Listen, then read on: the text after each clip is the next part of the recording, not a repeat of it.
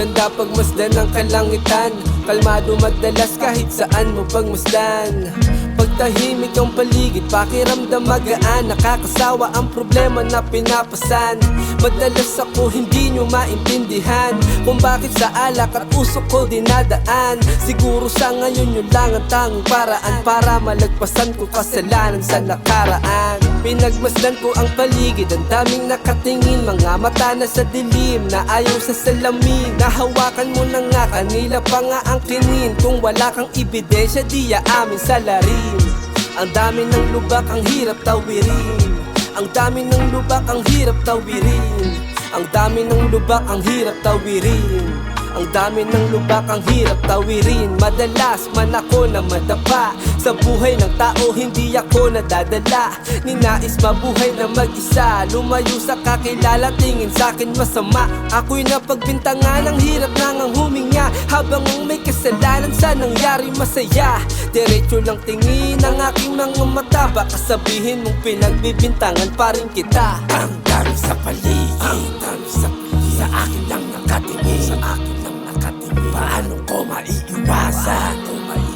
Lahat ay nakatingin, lahat ay nakatingin. Mga matay nalilisik, mga bibig di matahi, mabibig di matahi. Paano ko maiiwasan? Kung lahat ay nakatingin, lahat ay nakatingin. Sa buhay daw maganda, maraming karanasan.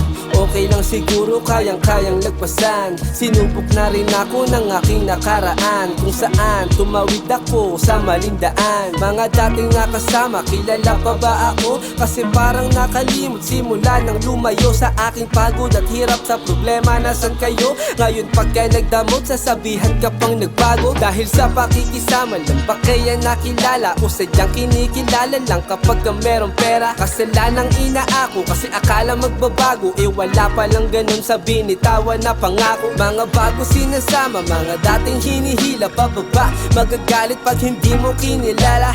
Dati kaibigan nga yung dating kaibigan, kaya di na sinasama kasi di ka nang ilala. Magaling kong iilagan, baka di na matamaan. Kung sakali matamaan, baka sana matauhan. Di na aasahan, mga dating inasahan. Anong kasalanan ba? Bakit kinalikuran sa mga sinabi ko? Alam nyo ang totoo, ako pa rin naman yung dati na nakilala nyo. Sa paglayo hindi nagbago at ako pa rin to. O sadyang natakot lang kayo sa sarili mong to. Huwag